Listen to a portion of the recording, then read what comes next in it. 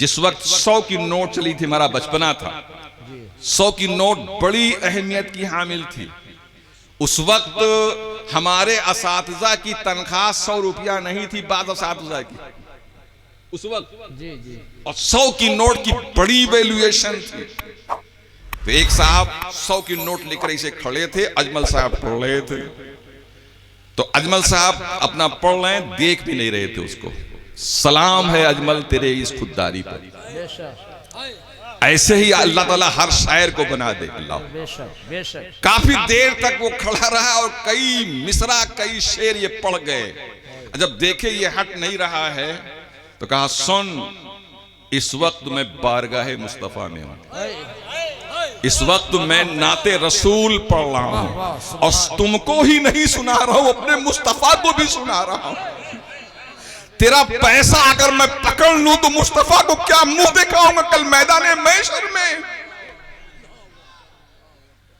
मैं क्या मुंह दिखाऊंगा मैदाने महशर में अपने रसूल को? अल्लाह कि ए अजमल, तेरी तवज्जो मुझसे हट के पैसा की तरफ। जब बैठ के 12-1 बजे रात किससे बात करते रहते हो? अल्लाह के वास्ते शर्म करो। एक बात सुन लो, अगर तुम किसी के बहन और बेटी से बात कर रहे हो तो तुम्हारे लिए भी वही है, टिट फॉर टैट। हदीस शरीफ है कि जो बदकिरदार होता है, बदनिगाह होता है, बद फेल होता है, बदअमल होता है, दूसरों की बच्चियों को फंसाने का काम करता है, गर्ल फ्रेंड बनाता है, उसके यहां भी वही बीमारी आएगी। समझ लीजिए, ये मत समझिए कि हम दूसरे की बच्ची के साथ यूं कर रहे हैं तो हमारी बहन महफूज रहेगी। नहीं नहीं, टिट फॉर टैट, जैसे को तैसा जज़ाऊं फ़ैक़ा कुरान कह रहा है, जैसे को तैसा बदला। और हदीस सुनाऊं आपको। एक शख्स आए और कहे कि हुजूर ईमान तो लाऊंगा। बहुत गौर से सुनो तकरीर। हुजूर ईमान तो लाऊंगा मगर मेरे अंदर एक मर्ज है और मेरे अंदर एक ऐसी खसलत है कि जिसके बगैर मैं जिंदा ही नहीं रह सकता हूं। अल्लाह। और उसको इस्लाम ने हराम करार दिया है। इस्लाम कबूल कर लूंगा मगर उसको नहीं छोड़ूंगा। कुछ समझ गए क्या है वो? बताऊं? बोलिए बोलिए। अरे हाजी महमूद साहब आप ही बोलिए भाई, बता दें। अच्छा ठीक है। हुजूर ने कहा क्या चीज नहीं छोड़ोगे? कहा हुजूर ज़िना नहीं छोड़ूंगा। अस्तगफिरुल्लाह अस्तगफिरुल्लाह। सुन लो, हुजूर मुजाहिदे मिल्लत ने आखिरी तकरीर जो सुल्तानपुर में जगदीशपुर इलाके में की है वो ज़िना के खिलाफ किया है। किसके खिलाफ बोलिए? ज़िना के खिलाफ। आखिरी तकरीर जो मुजाहिदे मिल्लत ने किया है ज़िना के खिलाफ किया है। और उलमा को बाकायदा हजरत ने खिताब किया था कि जो बर्निंग टॉपिक है उस पे आप लोग खिताब कीजिए। इस वक्त बहुत तेजी के साथ ये बीमारी मुस्लिम मुआशरे में भी फैल रही है, ज़िना कसरत से हो रहा है। अब सवाल पैदा होगा किसने उनको बता दिया? हाँ हाँ, उनकी निगाहे विलायत ने देख लिया। अल्लाह, निगाहे विलायत ने देख लिया। तो हुजूर मुजाहिदे मिल्लत ने आखिरी तकरीर जो जगदीशपुर में किया है ज़िना के खिलाफ किया है, समझ लो। तो वो साहब जो आए थे ईमान लाने के लिए, कहा हुजूर एक चीज नहीं छोड़ूंगा। कहा बताओ क्या है वो नहीं छोड़ोगे? ईमान लाऊंगा। तो कहा हुजूर ज़िना नहीं छोड़ूंगा।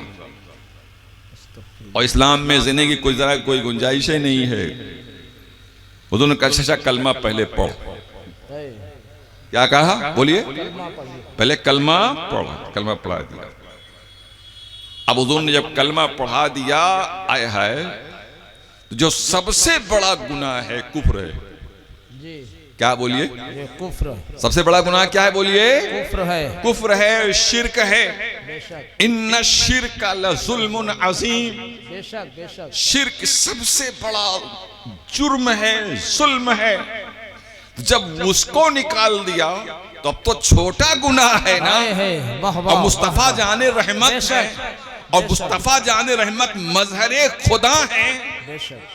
मियाँ सरकार देखिए, हम लोग होते ना तो कहते भाई हमारे बस की बात नहीं कि हम आपको छूट दे देंगे, मगर हुजूर ने कहा नहीं, पहले कलमा तो पढ़ो। तो कलमा पढ़ लिया, अब जब बड़ा गुनाह निकाल दिया, अब हुजूर ने उनसे गुफ्तगू शुरू किया।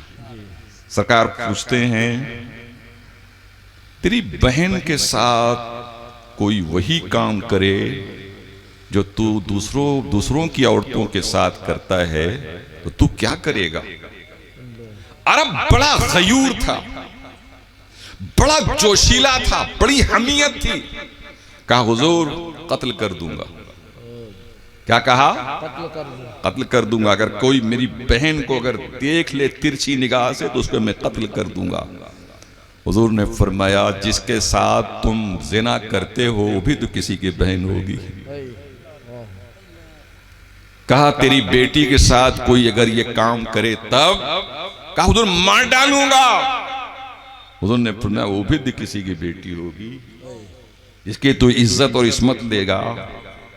ऐसे हुजूर ने कई एग्जाम्पल पेश किया। बिलाखिर वो शख्स रोने लगा और कहा, आका जब मैं आपके पास आया था तो ज़िना से ज्यादा मुझे कोई चीज महबूब नहीं थी, मगर आका आपके चंद बोल ने मेरे दिल से ज़िना को निकाल दिया। अब मुझे ज़िना से नफरत हो गई। क्या हुई बोलिए? नफरत। ज़िना से नफरत हो गई। आका अब मैं ज़िना के करीब नहीं जाऊंगा। वसीम बरेलवी एक शेर कहता है, बात कैसी है कहां कैसे कही जाएगी, बात कैसी है कहां कैसे कही जाएगी, ये सलीका हो तो हर बात सुनी जाएगी। बेशक बेशक। देखा आपने हुजूर ने कैसे? बेशक। सुभान अल्लाह सुभान अल्लाह। तो हजरात, आज लहो लईब से बचो, और ये लहो लईब ही गुनाहों की तरफ ले जा रहे हैं। लहो लईब इसीलिए हराम है। लहो लईब से बचो। लहो लईब से अगर आप बच गए तो गुनाहों से आप बच जाएंगे। तो आला हजरत फाजिल बरेलवी ने क्या कहा? दिन लहो में खोना तुझे, शब सुबह तक सोना तुझे। अरे शर्मे नबी खौफे खुदा ये भी नहीं, वो भी। सुभान अल्लाह सुभान अल्लाह। तुझे कुछ भी नहीं है, बेशक। तू नबी से शर्माता नहीं है, तू अल्लाह का खौफ नहीं रखता है। हजरात, मैं लोधेपुर के टीनेजर्स बच्चों बिलखुसूस और तमाम वो अफराद जो नौजवान हैं, यंग मैन हैं, जिन्होंने इस जलसे का कॉन्फ्रेंस का एहतमाम किया है, मैं दिल की अथाह गहराइयों से उन्हें मुबारकबाद पेश करता हूं। सुभान अल्लाह सुभान अल्लाह। बहुत दिनों के बाद लोधेपुर की सरजमीन पे ऐसा जलसा हो रहा है। सुभान अल्लाह। कई मर्तबा मैंने लोधेपुर के लोगों से कहा कि भाई एक जलसा आप लोग करते थे बड़ा अच्छा, और उसको भी आप लोगों ने खत्म कर दिया। देखिए एक बात कहें, बुरा न मानिएगा, जब बहुत हाउ के जलसा किया जाता है ना तो थक जाते हैं सब। आप लोग दुआ कीजिए कि हमको डर लग रहा है कि इतना हौक के जलसा इन लोगों ने किया, इतना एहतमाम किया है, कहीं थक न जाए बेचारे, कहीं नजरें बद न लग जाए इन लोगों को। इंशाअल्लाह नहीं। लोधेपुर के लोग सिर्फ हाथ उठाएं, जलसा हर साल करोगे नहीं करोगे? इंशाअल्लाह। सिर्फ लोधेपुर के लोग हाथ उठाएं, जरा देखें लोधेपुर के लोग जज्बा क्या है। वाह सुभान अल्लाह सुभान अल्लाह। होना चाहिए इंशाअल्लाह। चाहे डेकोरेशन ना हो, इतनी सजावट ना हो, जलसा हर साल होना चाहिए इंशाअल्लाह। बोलिए। एक शख्स को भी अगर हिदायत मिल गई आपके इस जलसे से, एक नफर को भी अगर हिदायत मिल गई तो जलसा सक्सेस है, कामयाब है। सुभान अल्लाह। नारे तकबीर, नारे रिसालत, उलमाए अहले सुन्नत, फैजान सुन्नत कॉन्फ्रेंस। और अगर कोई हिदायत न मिली तो चाहे रात भर चिल्लाओ, जलसा फ्लॉप है। मगर आजकल जलसे की कामयाबी जितनी ही, बोलिए जी, होर्डिंग हो, जितनी अफरा तफरी हो, शायर आए तो उसको किस तरह से सुना जा रहा है, कोई थिरक रहा है, कोई डांस कर रहा है, कोई क्या कर रहा है, कोई क्या कर रहा है, 10 की नोट यूं दिखा के ला रहे हैं। अगर बस चले तो और हाथ ऊंचा कर ले, सबको दिखाया जा रहा है 10 रुपया मैं दे रहा हूं। ला हौल वला कुव्वत। किसी को कुछ देना है तो बहुत खामोशी के साथ, और उसको देखो, एक जब शख्स पढ़ रहा है, बहुत गौर से सुनो इस बात को, एक शख्स जब पढ़ रहा है तो उसकी पूरी तवज्जो नात शरीफ की तरफ रहने दीजिए अल्लाह के वास्ते। बेशक। ये जब हाथ आप पकड़ाना चाहते हो कि हाथ में ले ले, तो इसका मतलब है कि उसकी तवज्जो नात से हट के रुपया की तरफ गई। समझ में बात आ रही नहीं आ रही है? बोलिए बोलिए बोलिए मां, ये सही है कि नहीं है? जब आप उसको पकड़ खड़े हैं आप, तो बेचारा नात पढ़े कि आपकी रुपया पकड़े हो। अच्छा, अब उसको देख रहा है कि ये तो 10 रुपया लाया था, अगला 50 रुपया लाया है, अब कोई 100 लाता तो कोई 500 की नोट लाता, कोई 2000 की नोट लाता। अब बताइए, सारी एक्टिविटी जो दिमाग की है वो इधर पैसे की तरफ चली गई। बताइए क्या है सब? मैं बताऊं आपको, मैं इसको झलिया में बयान कर चुका हूं। अजमल साहब, बेकल साहब, राज इलाहाबादी, ये सब शायर थे, और ऐसे शायर नहीं थे कि खुद पढ़े भाग लें। अजमल साहब, बेकल साहब को बुढ़ापे तक मैंने देखा है। राज साहब को बेचारे ईशा के बाद जलसा शुरू होता था, आकर बैठ जाते थे, जलसा जब तक खत्म नहीं होता तब तक बैठे रहते थे। बेशक बेशक। वो तकरीर सुनते थे, सच है। जानते हैं, उसी तकरीर ही से वो शायरी करते थे। आज की तरह से थोड़ो है कि आए जनाब वाला, थोड़ी सी एक्टिंग किए, उसके बाद पैसा लियो भगे। क्या है सब? कोई शायर जनाब वाला किसी आलिम की तकरीर सुनना नहीं चाहता है, तमाशा बना लिया है जलसे को। और आप लोग भी जनाब वाला, लेकिन जब तक वो छुएगा नहीं तब तक वो खड़ा है। क्या पढ़े कि पैसा पकड़ेगा? अल्लाह, ये शायर थे, ये शायर इस्लाम थे। अल्लाह अकबर। कहा, सुन, मुझे तेरे इस इनाम से गुरेज नहीं है, लेकिन देना ही चाहता है तो अजमल के पांव में डाल दे। क्या कहा? बोलिए, जोर से बोलिए। अजमल के, बोलो, पांव में डाल दे।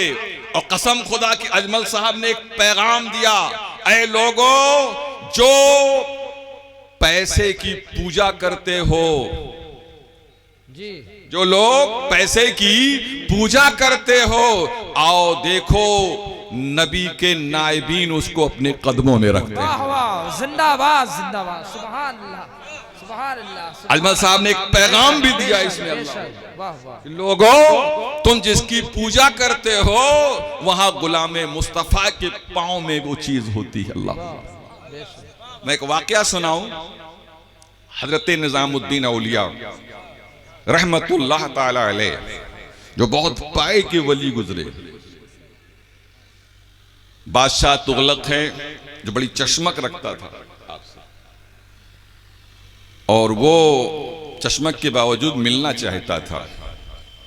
कई मर्तबा अपने हरकारों को भेजा कि हजरत मुझको भी शरफ़े बारियाबी अता फरमाइए, मैं आपकी ज़ियारत के लिए आना चाहता हूँ। हजरत ने फरमाया कि फ़कीर का दरवाज़ा तेरे लिए नहीं खुला है। आप सोचिए, या तो कोई मिनिस्टर अगर जनाब वाला कॉल कर दें तो उसको जनाब वाला शोर कर देते हैं, हंगामा। हमरे पे मिनिस्टर साहब का फूल आए थे मेरे पास। बादशाह है तुगलक, कह रहा हुजूर मैं आपकी जियारत करना चाहता हूं। कहा कि फकीर का दरवाजा तेरे लिए नहीं खुलेगा। उसने कहा मैं जबरदस्ती आऊंगा।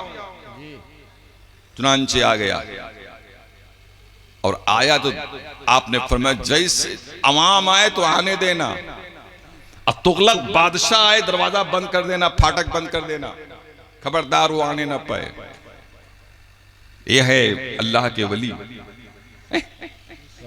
तो आया वो दरवाजा बंद, फाटक बंद हो गया। वो कह रहा है बताइए ये मेरी वैल्यूएशन है फकीरों के यहाँ?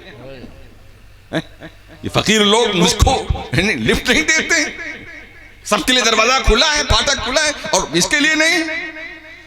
तो उसने एक रुक्का लिखा और रुक्का लिखकर ये भेजा कि बादशाहों और फकीरों में क्या फर्क है। बादशाहों और फकीरों में बोलिए क्या फर्क है कि बादशाहों के भी महल में फाटक होता है, दरबान होते हैं, गेटमैन होते हैं, और आपके भी फाटक है, दरबान है, गेटमैन खड़ा है। हमारे यहाँ भी नो परमिशन होता है, आपके यहाँ भी नो परमिशन है, तो हम में और आप में फर्क क्या है? हजरत ने जवाब लिखा, सुन तेरे यहाँ फकीरों की ममानियत होती है और फकीरों के यहाँ बादशाहों की ममानियत होती है। बहुत इसरार पर इसरार, इसरार पर इसरार कहा बगैर जियारत के हम नहीं जाएंगे, आज जियारत करा दीजिए। जब बहुत इसरार किया तो हजरत ने कहा गेटमैन से कि आने दो उसको। बहुत गौर से सुनो, क्या बोलो? आने दो। जब वो गया अंदर तो पहले अस्तबल देखा। अस्तबल मीन्स घोड़ों की रहने की जगह देखा। बेहतरीन घोड़े थे। हजरत निजामुद्दीन औलिया की खानका में बेहतरीन नफीस किस्म के घोड़े थे। तुगलक बादशाह के पास भी इतने अच्छे अच्छे घोड़े नहीं थे। और उन घोड़ों को जो